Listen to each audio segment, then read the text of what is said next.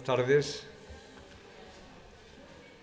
Bueno, ver el aula sí me recuerda a mi época de la Complutense, cuando las aulas se llenaban y estaba la gente por los suelos, en las alféizares de las ventanas, ¿sí? Y ahora, en cambio, veo que las aulas están semivacías. Entonces, verlas así me ha rejuvenecido, ¿no? Bueno, buenas tardes, bienvenidos a todos los que participáis en esta sesión y mi bienvenida a los participantes y a vosotros, estudiantes, que sois el fundamento y la justificación de estas sesiones que desde la Fundación General de la Universidad de Castilla-La Mancha promovemos junto con el Instituto de Resolución de Conflictos para conocer la Agenda 2030 en nuestro ámbito universitario. Entonces, como una de las primeras sesiones es sobre conflictos internacionales, seguridad europea, hemos elegido a un magnífico anfitrión, Carlos González Villa, que en esta facultad, en el título del grado de Relaciones Internacionales, nos acoge y nos brinda la oportunidad de tener una sesión de trabajo esta tarde sobre temas que no son de actualidad, ¿no? Sobre dos grandes conflictos. Vienen personas muy competentes de distintas procedencias, luego serán presentados, y creo que es una buena ocasión para tener con vosotros un ámbito de reflexión sobre la situación en la que estamos como europeos y como ciudadanos del mundo, y sobre todo en un grado como es este de Relaciones Internacionales, pues merece la pena tener una reflexión sobre los conflictos que representan y cómo los conceptos que se estudian pues toman cuerpo en la realidad y en la confrontación actual de dos grandes conflictos. Bueno, también saludo a las personas que estén viéndonos por streaming, porque se está retransmitiendo por streaming, y que también bueno, participan de alguna forma de este acto, ¿no? Yo me dedico a la filosofía del derecho y entonces ustedes podrán decir, bueno, ¿y qué hace un filósofo del derecho hablando sobre conflictos? ¿Y los conflictos qué son? Pues mapas, geografía, geopolítica, estrategia. ¿Y un filósofo? Bueno, pues un filósofo lo que trata de hacer es trazar un marco analítico, conceptual, que puede ser interesante para descubrir y comprender mejor la realidad, para interpretar mejor la realidad, para ordenar la realidad. La realidad siempre es confusa, es inconsistente, es desordenada, está contaminada por un lenguaje lleno de emotividad, de narraciones interesadas. Pues es bueno a veces trazar un mapa que delimite conceptualmente esta realidad, ponerle nombre a algunas cosas y de esa manera intentar comprenderla mejor. Y yo voy a hablar de los conflictos denominados técnicamente conflictos intratables, ¿no? Y ya esa denominación parece que nos acerca a algunos de los temas que después serán analizados por las personas que han sido invitadas, ¿no? Los conflictos con los que nos han convocado, digamos, esta tarde son conflictos complejos, ¿eh? Son conflictos de una gran complejidad, porque a veces abordar los conflictos desde el punto de vista de una línea de causalidad, como si fueran predecibles, como si el pronóstico de ellos fuera algo seguro, es absolutamente equivocado, ¿no? Los conflictos en nuestra sociedad global, que es una sociedad compleja, muchas veces son impredecibles, no son lineales, son conflictos discontinuos, no son graduales, previsibles, son conflictos muchas veces disruptivos, repentinos, que no sabemos ni cuándo van a aparecer ni qué va a suceder con ellos, ¿no? De broma, antes en una reunión que hemos tenido, hemos almorzado juntos los ponentes, yo le preguntaba a los consultores internacionales, que son los que saben, ¿no? Bueno, pero ¿qué va a pasar, no? Y bueno, pues para empezar tienes que estar esta tarde en el aula del teatrillo, pero me temo que muchos de los que nos dedicamos a las ciencias sociales somos más o menos agudos, en su mejor adjetivo, en el diagnóstico, pero muy malos predictores, muy malos augures del pronóstico de cómo van a suceder las cosas, ¿no? Y es precisamente por la falta de linealidad de los conflictos, la falta de causalidad, de gradualidad de los mismos y, por lo tanto, de su previsibilidad. Estamos en sociedades complejas y, por lo tanto, la inteligibilidad de los conflictos de interdependencia, que son los que hoy vamos a ver, exigen competencia cognitiva, inteligencia colectiva, que no es otra cosa que poner en común la discusión y la reflexión sobre los problemas, ¿no? Esta inteligencia colectiva, que es la que ustedes también, o de la que ustedes también forman parte, porque con sus preguntas, con sus participaciones, pues generará un debate y una interacción que creo que es absolutamente positiva. El valor de los expertos es imprescindible, pero el valor de la cooperación intelectual acerca de los problemas es también absolutamente necesaria. Y los conflictos intratables, ¿qué es esto de los conflictos intratables? Porque los conflictos son escenarios de interdependencia, los que nos interesan, en los que hay un ámbito de cooperación y un ámbito de incompatibilidad, en una situación, como digo, de interdependencia estratégica, pero que pueden ser negociables, mediables, que pueden ser intervenidos en su gestión y resolución con la finalidad de alcanzar acuerdos. Lo que pasa es que hay conflictos difíciles, hay conflictos de difícil resolución e incluso podríamos decir que algunos prácticamente de imposible resolución. Alguien podrá decir, bueno, y alguien que como usted le gusta esto de la negociación y la mediación y promueve esto, ¿cómo dice que hay conflictos innegociables o conflictos intratables o imposibles? Pues, bueno, vamos a verlos, ¿no? Yo creo que hay tres tipos de conflictos de difícil tratamiento negocial. Hay conflictos con falta de conciencia o de legitimación, es decir, conflictos en los que un actor no reconoce a la otra parte como un actor del conflicto, como un sujeto del conflicto. Al no reconocer a la otra parte que está en un conflicto con uno, difícilmente puede ser gestionado y tratado, ¿no? Conflicto con la otra parte, lo ignoro, ¿no? Esta falta de legitimación o falta de conciencia respecto del autor, pues genera muchos problemas, sobre todo porque no pueden ser abordados desde las clásicas intervenciones, como es la negociación, la conciliación o la mediación, ¿no? Primero tienen que madurar los conflictos con falta de conciencia para ser abordados. Luego hay conflictos con fuertes asimetrías de poder, ¿no? Estos conflictos también son de difícil tratamiento mediante los instrumentos de la negociación o de la mediación, ¿no? Las fuentes de poder, es decir, de dónde surgen los recursos de cada actor, pueden ser múltiples y variadas, ¿no? Yo puedo tener fuentes del poder para los que han estudiado lo que es negociación y conocen algunos de los términos, por un amplio valor de reserva, o sea, lo que yo tengo asegurado antes de negociar, por una buena alternativa al acuerdo no negociado. No negocio, no llego a un acuerdo, pero tengo una alternativa que me respalda, porque tengo gran información sobre la situación y sobre la otra parte, eso es una fuente de poder importante, porque tengo la capacidad de formular la primera oferta, y eso puede anclar la negociación, puede que la otra parte tenga que asumir esa primera premisa, esa primera propuesta, porque tengo paciencia o capacidad de esperar la respuesta del otro, no tengo prisa, porque gestiono el tiempo y no estoy apresurado por el tiempo. Es decir, todo esto forma parte no solo ya del dinero, del poder político, como fuente de poder, pero en los conflictos de profunda asimetría, de una fractura de poder entre una parte y la otra, son también susceptibles de difícil negociación.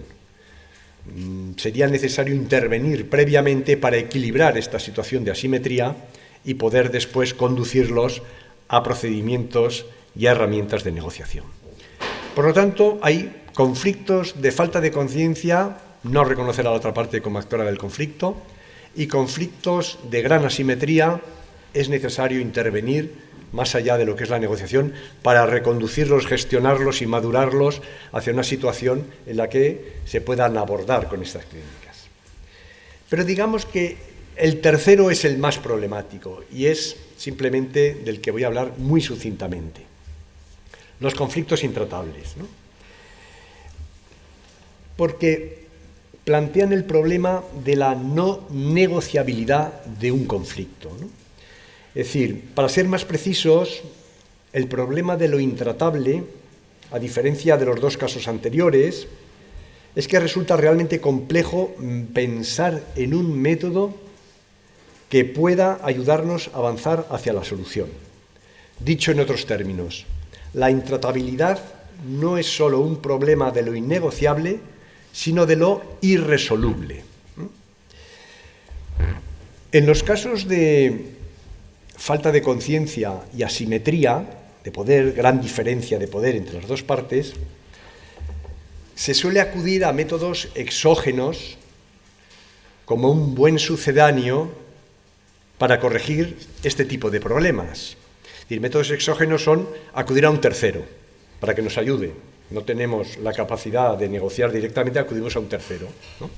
Renunciamos porque no podemos, porque hay una estructura que nos lo impide, y la falta de conciencia y la asimetría de poder puede explicar la intervención de terceros, que, para los que provenimos del derecho, los tribunales de justicia representan a ese tercero, solución autoritativa, vertical, de un órgano con competencia para dictar una resolución, o mediadores, facilitadores, conciliadores, en todas sus diversas variaciones, que son terceros voluntariamente aceptados por las partes para ayudarles a resolver su propio conflicto, ¿no? Pero el interés en los conflictos intratables radica en que el trabajo del operador del conflicto parece que no tiene sentido, porque lo intratable es hablar de la inutilidad de la resolución de conflictos, ¿no? Esto es fuerte, ¿no? Pero en principio es así.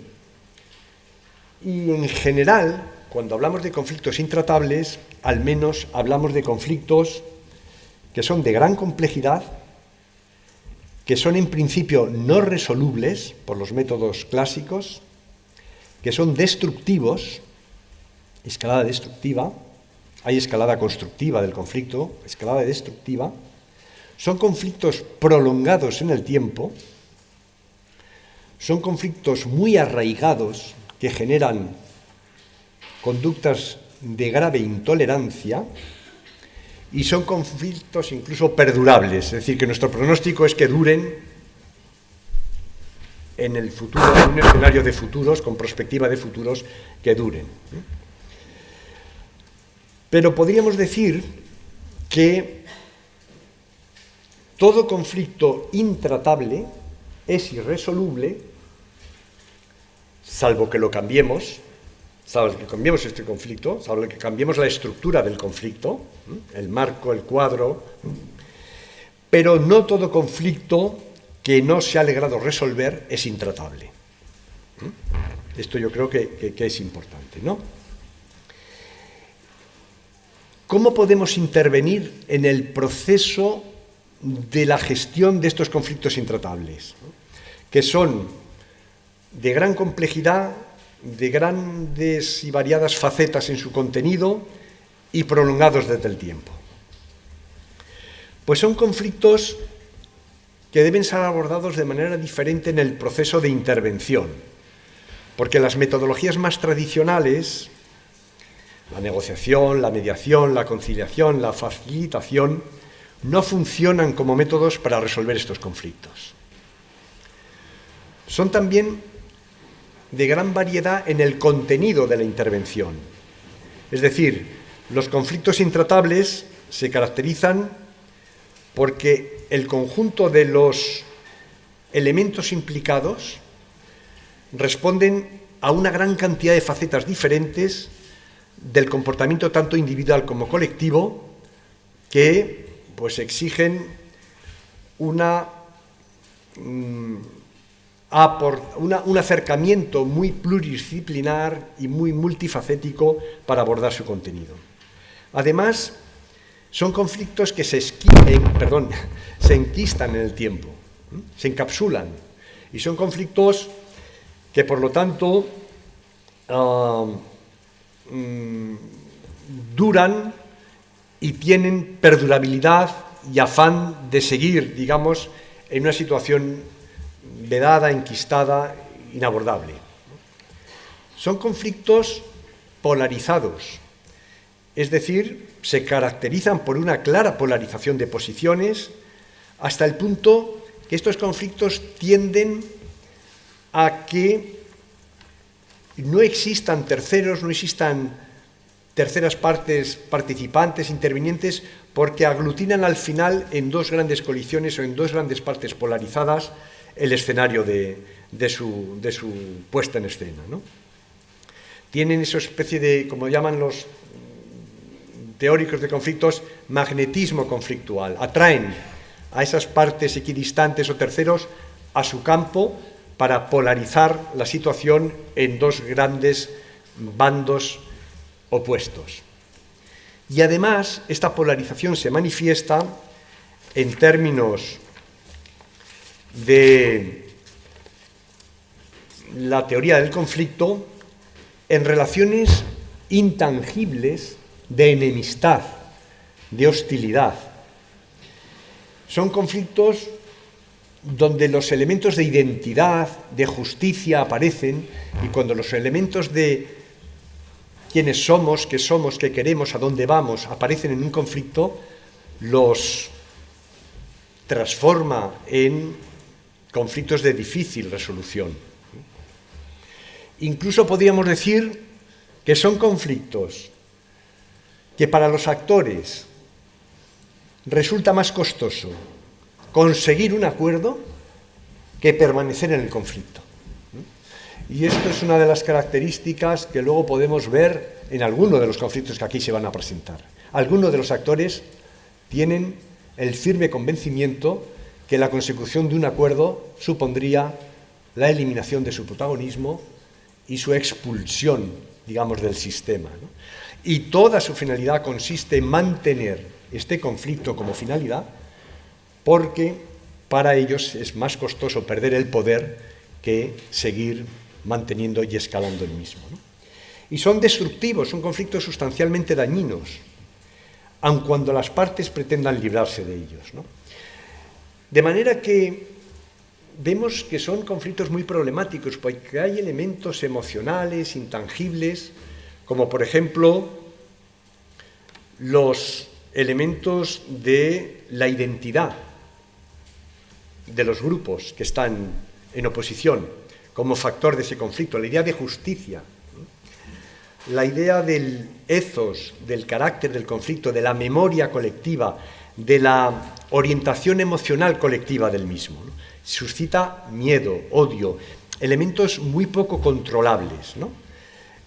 Cuando se suscita el odio, se suscita el elemento de la identidad, se produce la idea de la supervivencia y, por lo tanto, la idea de que cualquier cesión en la pretensión de una de las partes es una manifestación de debilidad que afecta a la propia supervivencia del grupo, ¿no? Para terminar, dos cositas. En los conflictos intratables, a diferencia de cualquier aproximación convencional al conflicto, el paso del tiempo no implica que los recursos se van agotando, los recursos disponibles, ni tampoco conlleva la disposición de los bandos a buscar soluciones por agotamiento, como alternativas a la violencia, sino aquí el paso del tiempo en realidad remarca y predispone a las generaciones futuras de recambio, a la violencia heredada y a la búsqueda de nuevas formas de captura de recursos para sostener esa confrontación, como puede ser la confrontación bélica, ¿no? Es decir, el tiempo es un factor de refuerzo de la conflictividad grupal. Es una característica importante. Y en segundo lugar, los mecanismos de identidad, de sostenibilidad de la violencia, de perdurabilidad de la agresión, se retroalimentan. Son mecanismos que se retroalimentan a través de unas narrativas de lucha, narrativas de emocionalidad negativas, que componen una especie de imaginario psicosocial escalonado. Perdón, hablamos de conflictos, tengo yo un pequeño conflicto con el altavoz. Y esto hace que toda acción de acercamiento se considere como una amenaza para la supervivencia de uno de los dos grupos, ¿no? Y esto hace que se pierda la conexión con los elementos de la posible negociación, que son elementos de cierta precisión, de tangibilidad, de concesiones, de reciprocidad. No, la escalada de los conflictos intratables generan un desprendimiento de los hechos, un alejamiento de la realidad, de la evidencia empírica, de los intereses reales que hay detrás de las posiciones, con fuertes componentes emocionales negativos. Y recurriendo para ello a la mítica, al imaginario con dimensiones atemporales, como la idea del pueblo elegido, la idea de propósitos redentoristas, la idea del destino de cada pueblo, es decir, elementos irracionales que son de muy difícil comprensión y de muy difícil gestión. Y en esa escalada emocional, probablemente todos los instrumentos que conocemos de negociación y de mediación son prácticamente inútiles, ¿no? Esto es una especie de, entramado muy rápido y breve, perdonad que haya sido muy conceptual, muy abstracto, pero los que estamos en la filosofía, nuestra zona de confort es esta, ¿no? Luego va a venir la realidad, y la realidad podrá ajustarse o no a estas definiciones, pero creo que es interesante tener ese marco, ese encuadre conceptual de referencia, para que no caigamos en tópicos o en retóricas de todo es negociable, no hay situaciones de suma cero, solo hay pensamiento de suma cero, siempre hay posibilidad de integración, siempre... Bueno, digamos que esto es así siempre y cuando el marco de referencia del conflicto cambie de encuadre, cambie de escenario, y para ello la negociación, desde mi punto de vista, la mediación, son instrumentos no idóneos que necesitan de otras intervenciones, de otras maneras y de otros modos. ¿De acuerdo? Bueno, pues hasta aquí yo creo que es mi intervención. Carlos. Muchas gracias. Vale. Muchas gracias. Sí, ¿se me oye? Se oye. Me tengo que acercar mucho. ¿Sí? ¿Se oye atrás? Bueno, muchas gracias, Juan Ramón. Gracias a la Fundación, a Pilar y a Prado por la organización, a los compañeros que están aquí hoy acompañándonos en las mesas, al Instituto también, no solamente por la organización en sí, sino por todo el recorrido que hace que la Universidad de Castilla-La Mancha tenga algo que decir cuando se trate de hablar de conflictos en diferentes niveles. Y muchas gracias también a ustedes por haber venido. Yo voy a ir un poco en la línea de Juan Ramón. Me gustó mucho lo que dijiste al final, porque se trata de buscar un poco de orden dentro del caos, dentro de lo difusa, desordenada que es la realidad, ¿no? Y con la finalidad precisamente de escapar de relatos interesados, es importante tener y manejar conceptos de manera rigurosa. Hay un expresidente interino del Fútbol Club Barcelona, que es profesor de Economía de la Universidad de Columbia, Xavier Sala i Martín, conocido por llevar siempre americanas muy estrafalarias, ¿no? Amarilla o de leopardo y esas cosas. Bueno, Xavier Sala i Martín en sus clases, a las que yo no asistí, pero esto me lo dijo alguien que estuvo allí, decía que cualquier conversación que no estuviera sustentada sobre un modelo matemático no era más que una charleta de cafetería. Yo no creo que tengamos que tener aquí un modelo matemático muy elaborado, pero la idea sí que me gusta, Si no hablamos a partir de conceptos abstractos cuyo significado es compartido por los interlocutores, ahí tenemos un problema para poder comprender la realidad, no podemos generar conocimiento. Entonces yo la propuesta que tenía era hablarles un poquito, y también a modo de homenaje, de una persona, de Johan Galtung. Johan Galtung, a lo mejor en clase lo he mencionado alguna vez, pero quizás muy de pasada. Johan Galtung murió a finales de febrero de este año, estuvo en la casa, lo trajo precisamente Juan Ramón de Páramo, y falleció, y tiene una relación además muy estrecha, tenía una relación muy estrecha con España, porque si no me equivoco falleció en su casa, no murió en Alicante, pero vivió, en Oslo murió, pero vivió hasta muy mayor en su casa en la Alfaz del Pi, en la provincia de Alicante, cerquita de Benidorm. Bueno, Johan Galtung muchas veces lo menciono porque fue una de las pocas personas que muchos años antes de que ocurriera predijo el final de la Guerra Fría, por ejemplo. Una mente realmente privilegiada y un carácter muy destacable, ¿no? Se dice. Bueno, ¿qué decía Johan Galtung? Mencionaré algunas pinceladas de lo que él planteaba para que luego, a la hora de analizar lo que digan los ponentes y las ponentes, ustedes lo tomen en cuenta. Y si Héctor o yo les pedimos algún tipo de papelito, también lo pueden tomar en cuenta, ¿verdad?, a la hora de escribir su análisis. En primer lugar, lo que planteaba Galtung es que los conflictos se manifiestan en al menos 3 dimensiones de la actividad humana. Y de ahí que él hablara del triángulo de los conflictos, ¿no? La dimensión de la actitud de los grupos sociales, que lleva a la violencia cultural, la dimensión del comportamiento, que lleva a la violencia directamente observable, y luego las contradicciones sociales, o lo que él denominaba la violencia estructural. Empezando por la primera, voy a decir algunas características. La primera nos habla de los valores de las sociedades, de la producción de una cultura de la violencia, de la memoria de los pueblos, ¿no? La memoria de los pueblos que puede devenir en trauma o devenir frustración como causa de un conflicto violento previo en el tiempo. La producción de actitudes polarizantes, deshumanizantes en relación al otro. La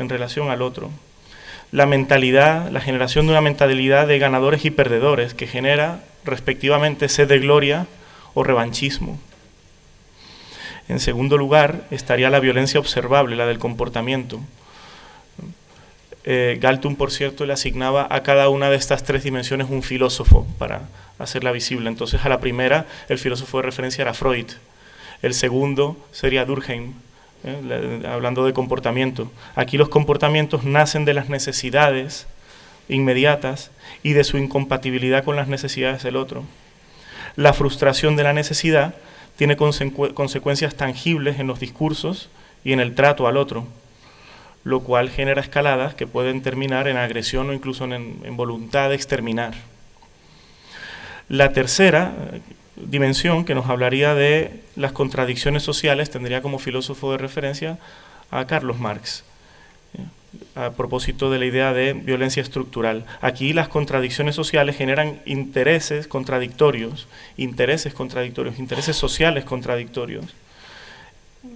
La frustración a este nivel se refleja en las dinámicas de represión y explotación, frente a las cuales las víctimas, que pueden ser agraviados, si la víctima toma conciencia de ello, puede devenir en agraviada, se puede rebelar.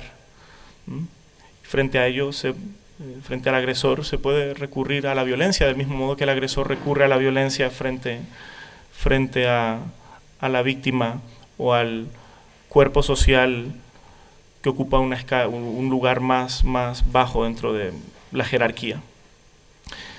Entonces, en primer lugar, tenemos estas tres dimensiones de lo social. En segundo lugar, lo que diría de manera breve, o llamaría la atención, es que estas tres dimensiones están en constante interrelación, no se pueden aislar, ¿no?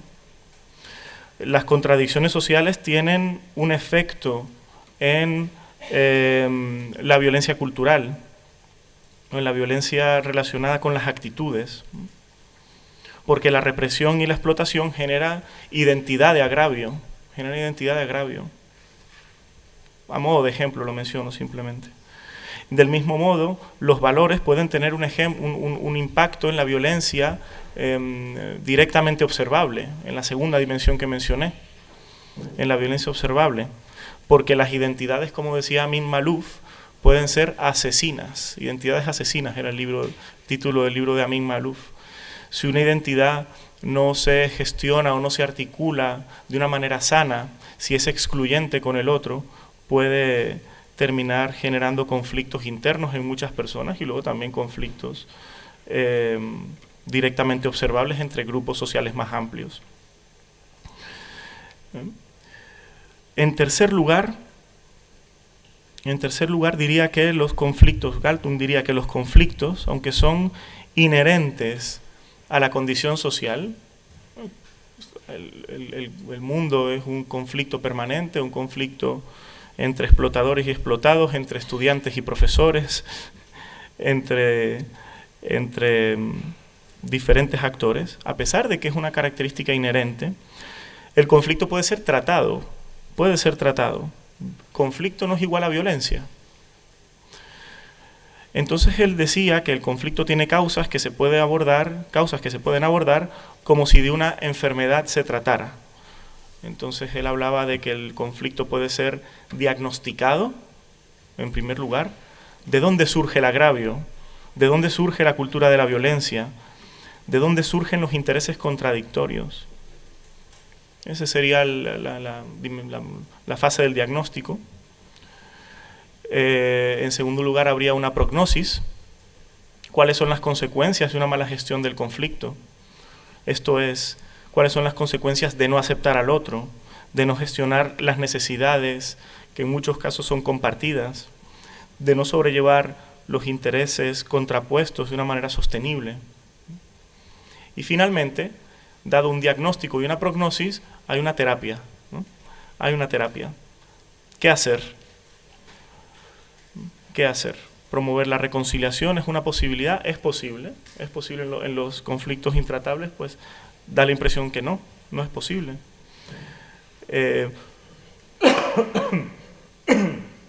Perdón.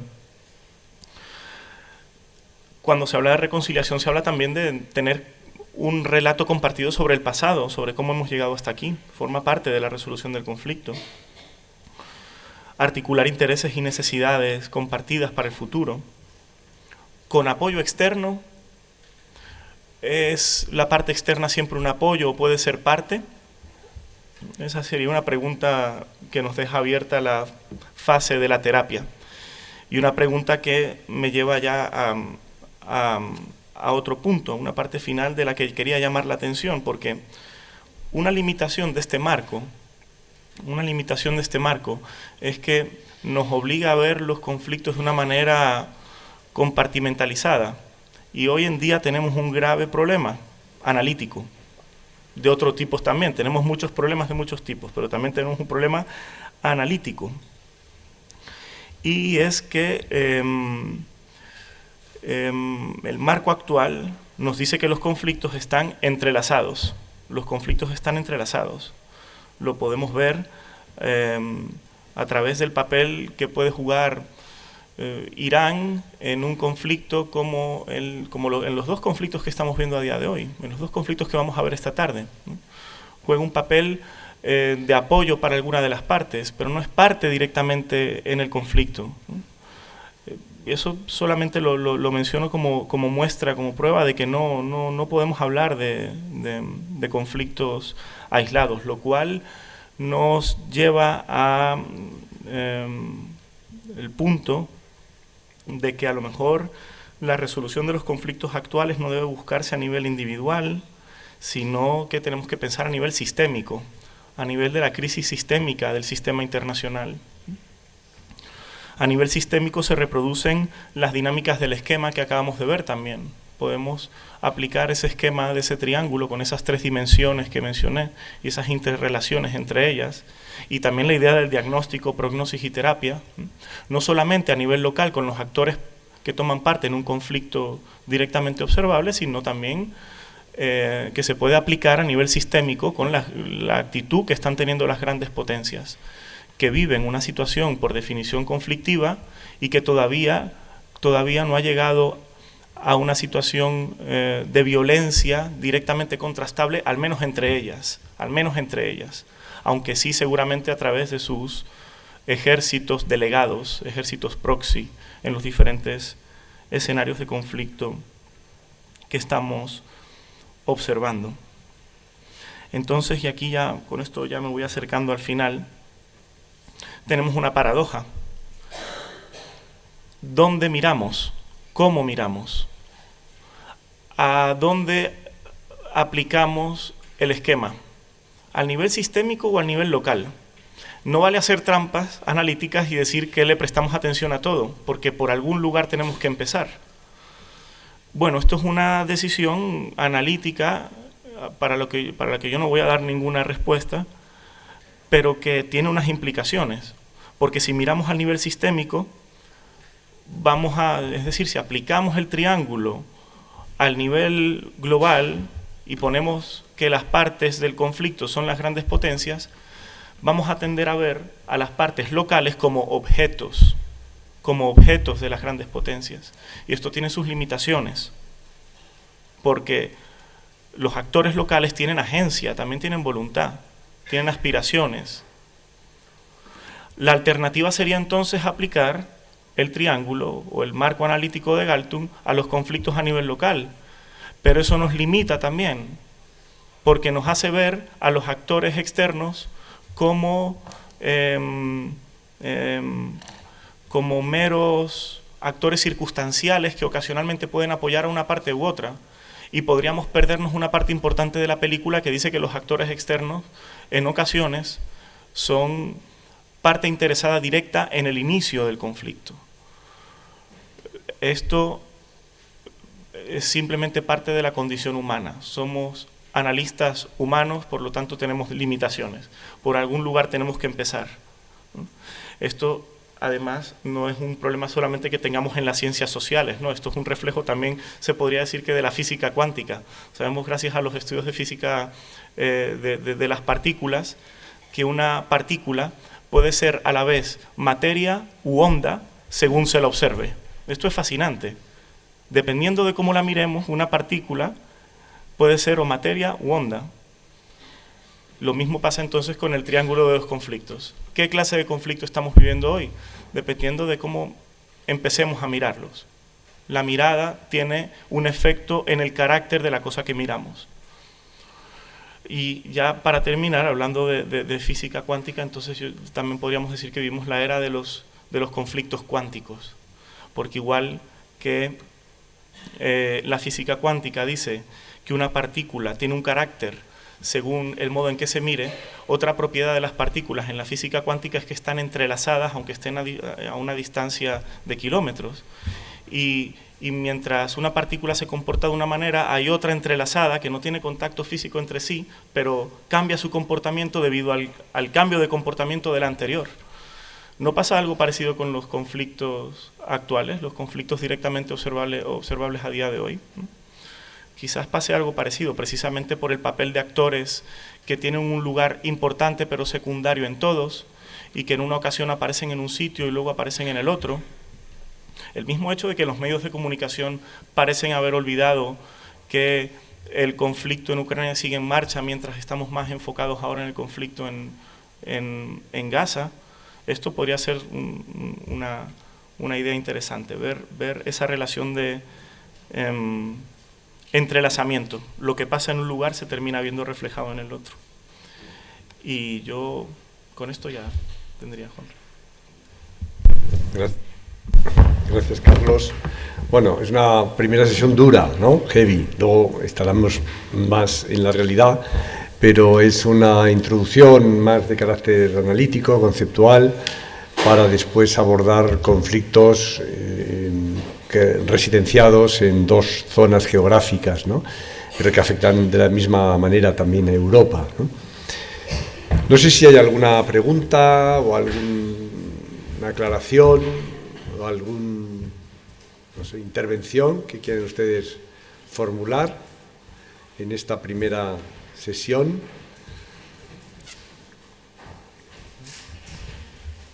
En cualquier caso, sí que los animaremos muy enfáticamente a que intervengan en las siguientes. Yo creo que de lo que se desprende de los dos, ¿no? Como resumen, digamos, de lo que hemos dicho, es que para intervenir en la gestión y resolución de un conflicto es fundamental diagnosticar el conflicto, ¿no? O sea, mapear bien el conflicto significa, pues, conocer bien su estructura, su dinámica, su escalada, su desescalada, etcétera, ¿no? De la misma forma que un médico, cuando observa el dolor que una persona tiene en la espalda y quiere intervenir, será consecuencia de su diagnóstico. No es lo mismo fisioterapia, osteopatía, una intervención, digamos, no agresiva, una cirugía, porque dependerá si tratamos una contractura, una hernia discal, una protusión.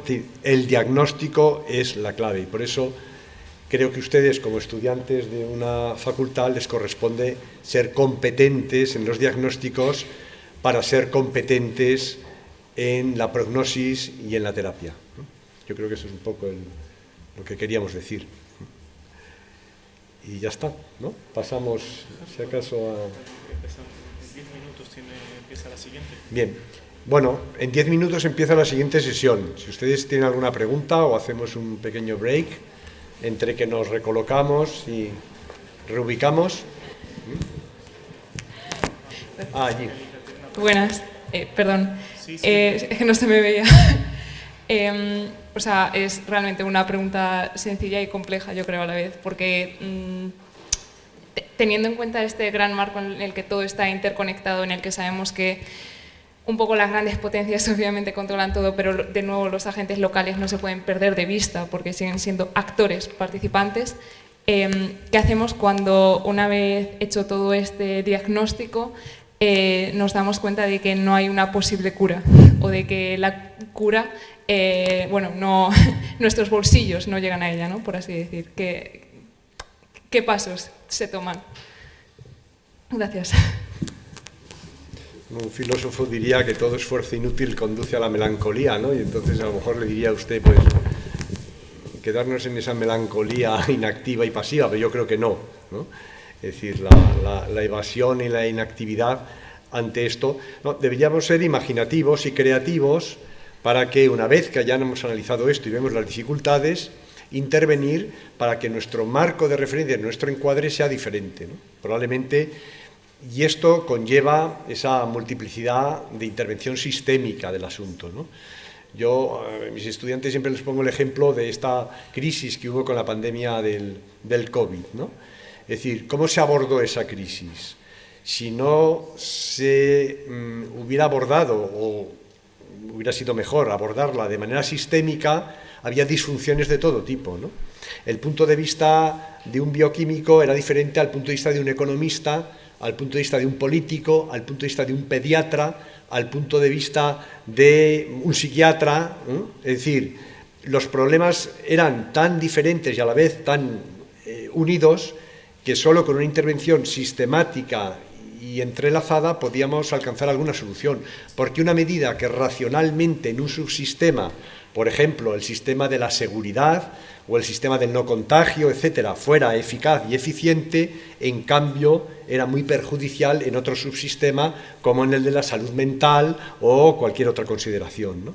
Entonces yo creo que abordar los conflictos desde este punto de vista, ¿no?, entrelazado es una primera manera de abordarlos. Ahora, como dije al principio, los profes somos más o menos bueno, competentes o no en el diagnóstico, pero en las propuestas y en los escenarios de futuros, pues no somos magos, como decía antes Mariano, en la comida, ¿no?